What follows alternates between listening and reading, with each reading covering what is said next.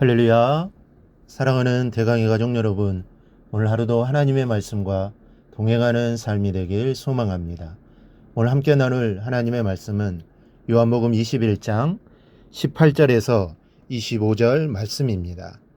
내가 진실로 진실로 내게 이르노니 내가 젊어서는 스스로 띠띠고 원하는 곳으로 다녔거니와 늙어서는 내 팔을 벌리리니 남이 내게 띠띠우고 원하지 아니하는 곳으로 데려가리라. 이 말씀을 하심은 베드로가 어떠한 죽음으로 하나님께 영광을 돌릴 것을 가리키심이러라. 이 말씀을 하시고 베드로에게 이르시되 나를 따르라 하시니 베드로가 돌이켜 예수께서 사랑하시는 그 제자가 따르는 것을 보니 그는 만찬석에서 예수의 품에 의지하여 주님을 파는 자가 누구오니까 묻던 자더라. 이에 베드로가 그를 보고 예수께 여짜오되 주님, 이 사람은 어떻게 되겠사옵나이까? 예수께서 이르시되 내가 올 때까지 그를 머물게 하고자 할지라도 내게 무슨 상관이냐? 너는 나를 따르라 하시더라. 이 말씀이 형제들에게 나가서 그 제자는 죽지 아니하겠다 하였으나 예수의 말씀은 그가 죽지 않겠다 하신 것이 아니라 내가 올 때까지 그를 머물게 하고자 할지라도 내게 무슨 상관이냐 하신 것이러라. 이 일들을 증언하고 이 일들을 기록한 제자가 이 사람이라. 우리는 그의 증언이 참된 줄 아노라. 예수께서 행하신 일이 이외에도 많으니 만일 낱낱이 기록된다면 이 세상이라도 이 기록된 책을 두기에 부족할 줄 아노라. 아멘. 예수님께서 부활하신 후에 갈릴리까지 찾아가셔서 제자들을 다시 부르셨습니다. 그리고 베드로에게는 내 양을 먹이라는 아주 중대한 사명을 부여해 주십니다. 그러시면서 한 가지를 더 말씀하십니다. 내가 진실로 진실로 내게 이르노니 내가 젊어서는 스스로 띠띠고 원하는 곳으로 다녔거니와 늙어서는 내 팔을 벌리리니 남이 내게 띠띠우고 원하지 아니하는 곳으로 데려가리라. 이 말씀은 고난을 각오하라는 말씀입니다. 19절을 보면 18절의 말씀이 순교로 해석되어 있습니다.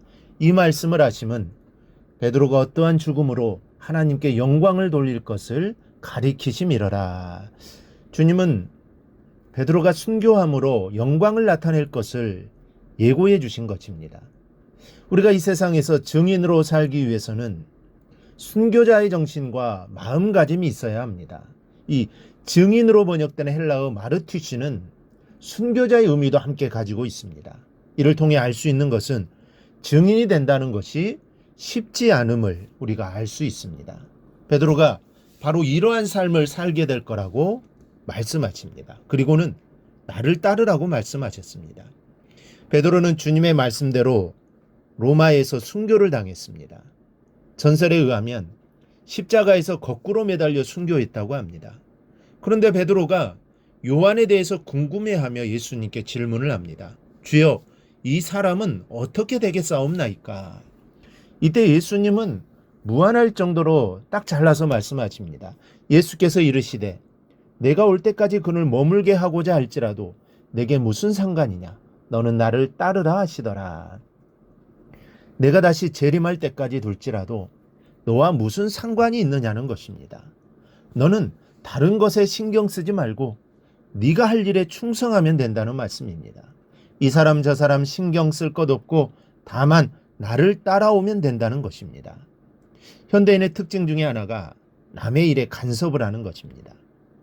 자신의 일은 잘하지도 못하면서 다른 사람의 일에 간섭을 합니다. 그런데 주님은 남이 어떻든 신경 쓸 필요가 없다고 합니다. 내가 할 일에 충성하고 나를 따르면 된다고 하십니다. 각기 나름대로의 사명이 다르기 때문입니다. 나에게는 나의 사명이 있고 요한에게는 요한만이 감당할 사명이 있습니다. 내 사명을 남이 감당해 주지 못하는 것입니다.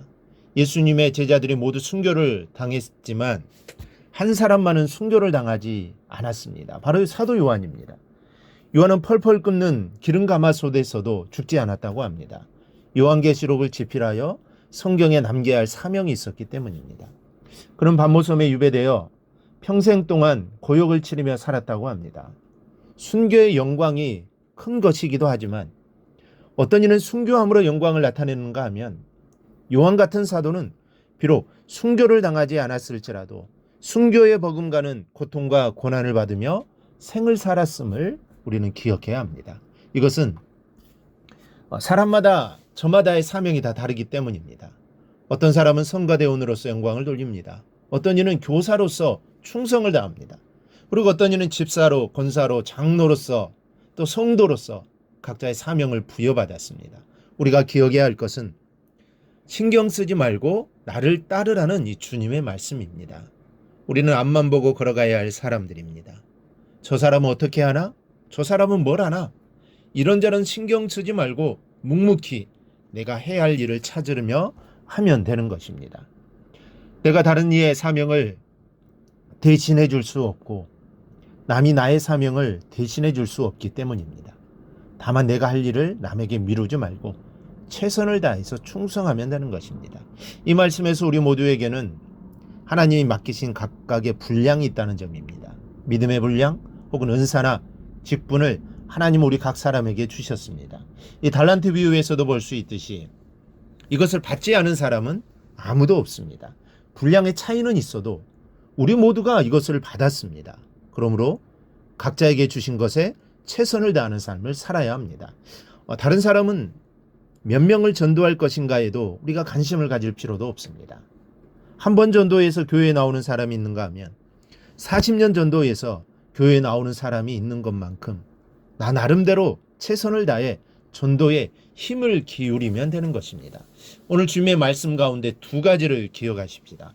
무슨 상관이냐? 너는 나를 따르라. 우리의 관심은 오직 주님의 뒤를 따르는 데 있어야 합니다. 어떤 어려움이 있어도 누가 뭐라 해도 우리의 관심은 주님뿐이요 내게 주신 사명뿐입니다. 그러므로 이제 하나님이 나에게 맡겨주신 사명을 부여잡고 앞을 보고 전진함으로 주님의 영광에 이르는 여러분이 되기를 주님의 이름으로 축원합니다. 오늘 묵상한 말씀을 굳게 잡고 삶으로 실천하며 살아내는 대강의 모든 성도들이 되기를 축복합니다.